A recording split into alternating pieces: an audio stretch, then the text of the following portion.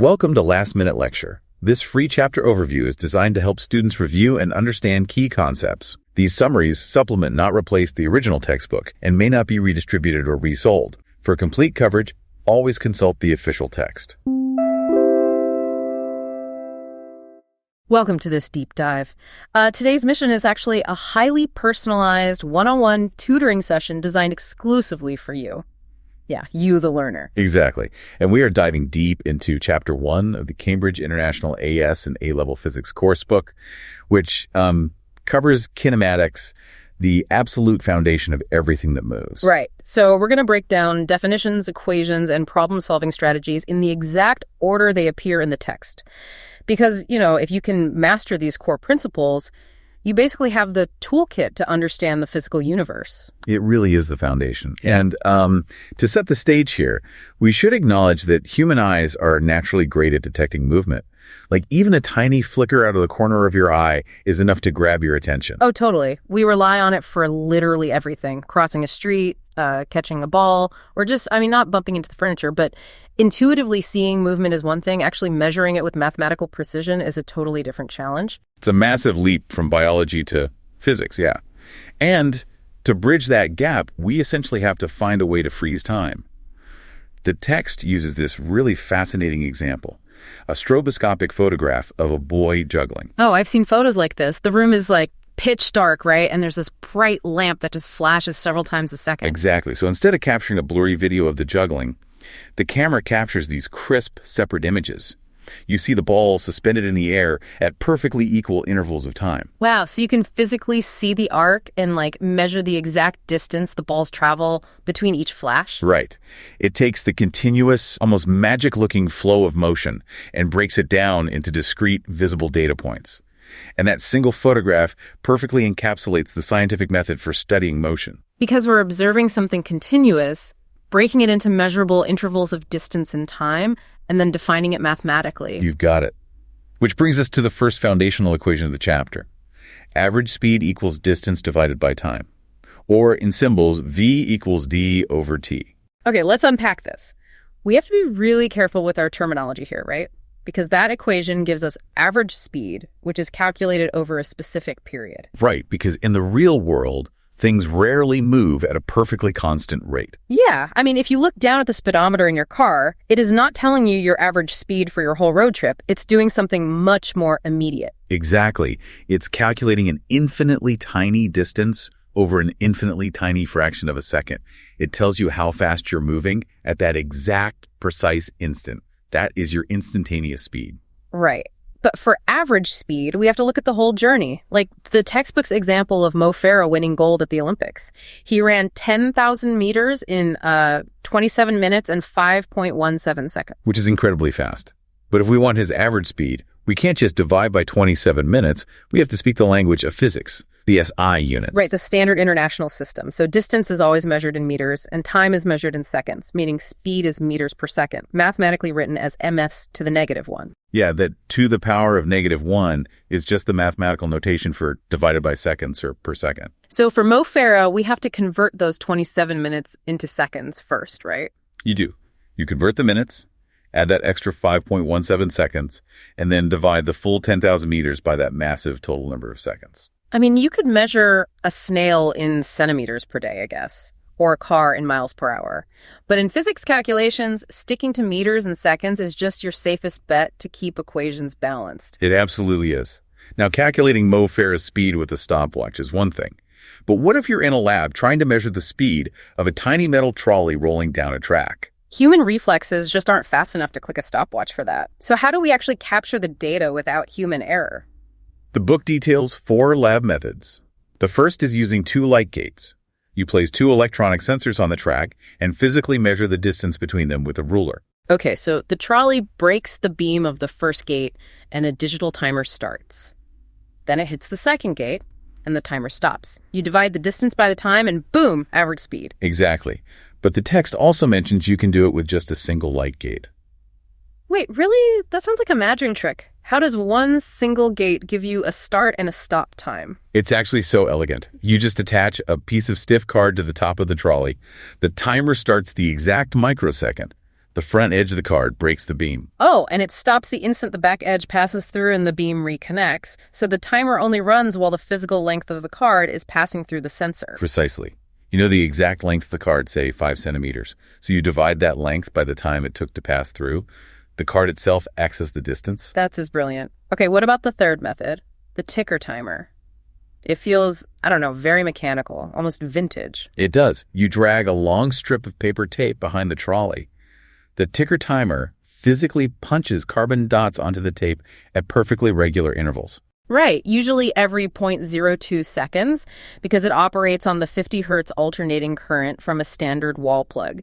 It punches a dot every 50th of a second, no matter what. And it creates a physical graph of the movement. If you look at the paper tape and the dots are evenly spaced, you know the speed was constant. But if the spacing between the dots keeps getting wider and wider, then the trolley was covering more distance in the same amount of time. It was speeding up. Got it. And the fourth method uses a motion sensor, right? Which is basically like a bat. It shoots out ultrasound pulses, they bounce off the trolley, and a computer times the echoes to map the journey. Exactly. Each method has its use. Yeah. But they also share a fundamental limitation. They only give you the average speed between 2 points. Okay, let me pose a practical scenario to illustrate that limitation. Say I'm timing a car between 2 emergency telephones on a motorway. I know they're exactly 2,000 meters apart. Okay, a 2,000 beetle baseline. Right, and I have a perfect timer. But do I actually know if the car hit the brakes in the middle to look at a bird, or if the driver completely floored it for 10 seconds? You absolutely do not. Your timer only cares about the start line and the finish line. Whatever chaotic events happen during those 2,000 meters are totally hidden. You just get the smoothed out average. Exactly. And honestly, knowing how fast something is going only solves half the puzzle anyway. We also need to know where it's going, which introduces the critical difference between distance and displacement. This is a huge concept. Why does direction fundamentally change the math? Let's imagine a group of hikers navigating from town A to town C. But there's a massive lake in the way, so they can't just walk straight. They have to take this winding, curved trail through town B to get around the water. Right. And by the time they arrive at town C, their fitness trackers say they've walked a total distance of 15 kilometers. But if you flew a drone in a perfectly straight line from their start to their finish, straight across the lake, it's only 10 kilometers, and it points in a specific direction, like 30 degrees east of north. That difference is everything. The raw amount of ground their boots covered. The 15 kilometers is their distance. Distance is a scalar quantity. It only has magnitude, just a size. But that straight line drone measurement is their displacement. Displacement is your exact change in position, and it has to include a direction, so it's a vector quantity. Exactly. Vectors have both magnitude and direction. 10 kilometers at 30 degrees. This distinction governs all of physics. So speed is a scalar. It's just how fast my legs are moving. But velocity is a vector. It's how fast I'm running specifically towards the ice cream truck. I love that analogy. Because velocity is a vector, it's defined by your displacement, not your distance. The formal equation is velocity equals the change in displacement divided by the time taken. Right. In symbols, it's v equals delta s over delta t. Let's break those down. V is velocity, t is time, and s stands for displacement. But what's the deal with the little triangle, the delta? Delta simply means change in. It's not a number you multiply by. It just means final value minus initial value. Ah, so if you start at the 2-meter mark on a track and finish at the 10-meter mark, your delta, as your change in displacement, is just 8 meters. Precisely. And we can apply this equation to anything. Take a car traveling down a highway at a constant velocity of 50 meters per second. How far does it travel in exactly 1 hour? Well, first we have to fix a unit mismatch. Our speed is in seconds, but our time is in hours. So 1 hour has to become 3,600 seconds. Exactly. Keeping track of units is vital. So we rearrange the equation.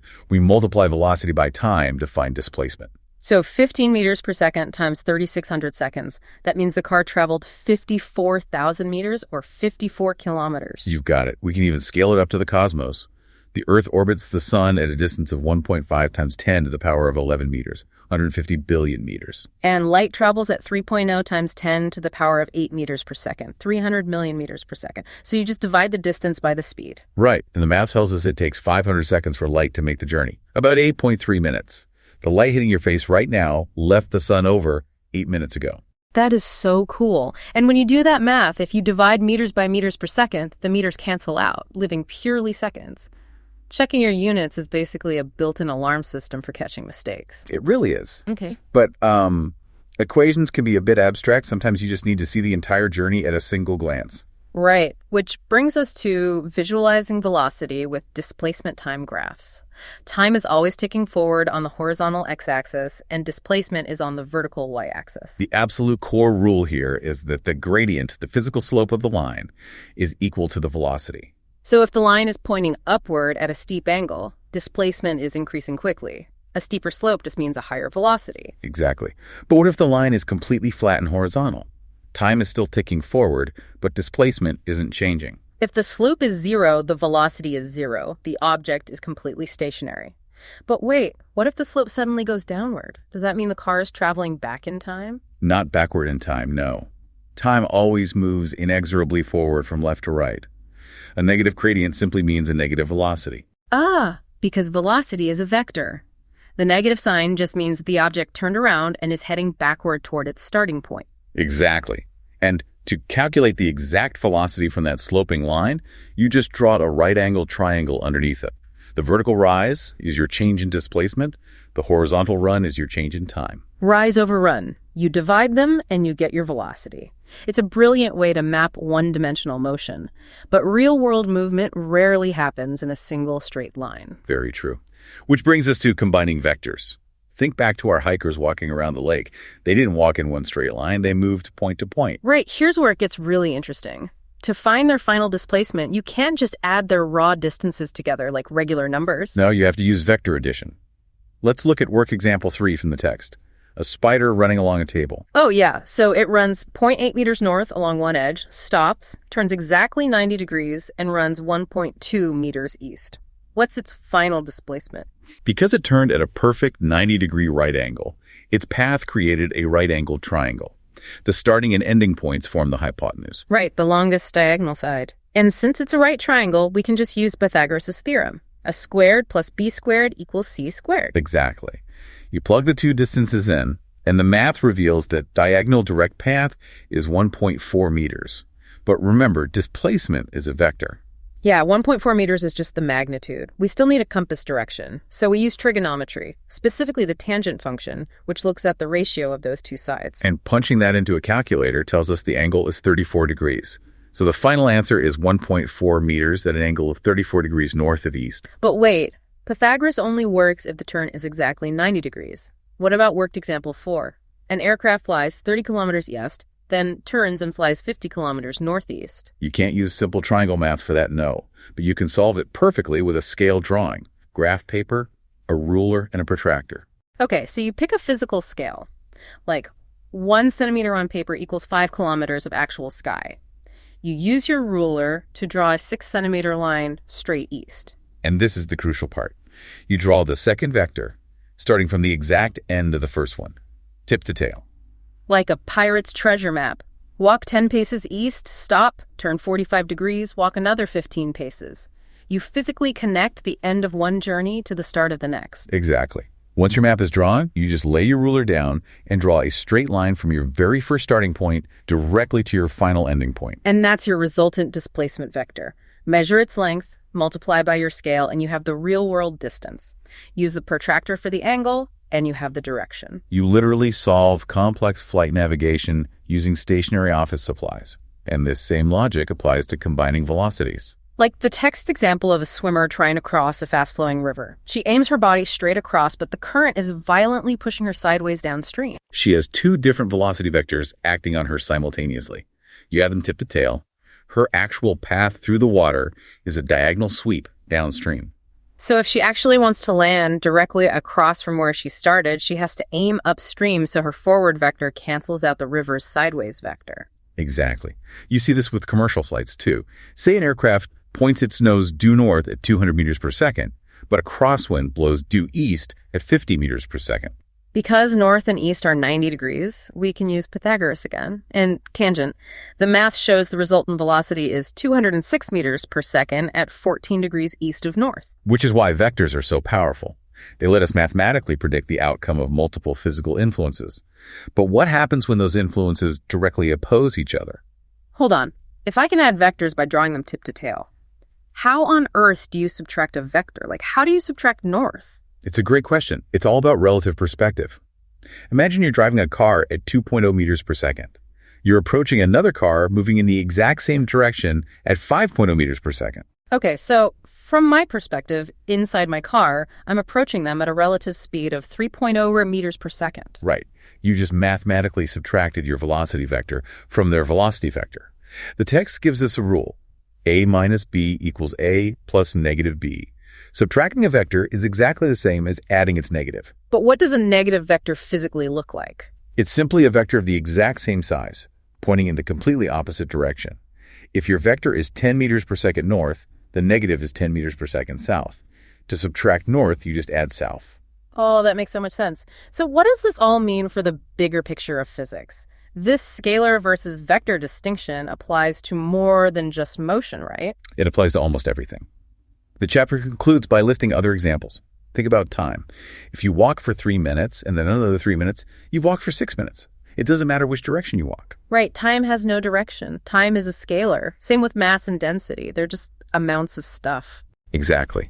Even physical work and pressure are scalars. If you push a heavy box across the floor, you're doing work. It doesn't matter which compass direction you push it. The physical effort just adds up. But force and acceleration are vectors.